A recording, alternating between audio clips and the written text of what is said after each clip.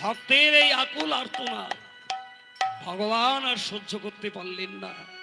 আর সহ্য না করতে পেরে সেই বিগ্রহের মধ্যে স্বয়ং ভগবান প্রকট হলো।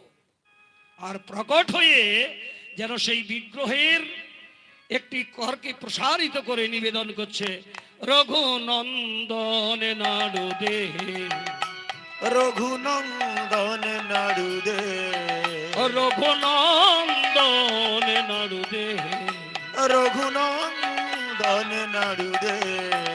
যেই মাত্র বলেছে রঘুনন্দন নাড়ুদে, আনন্দে আত্মহারা হয়ে উঠল কে না ছোট্ট রঘুনন্দন। ও গোপীনাথ, গোপীনাথ তুমি এসেছো, এই নাও, এই নাও নাড়ু নাও।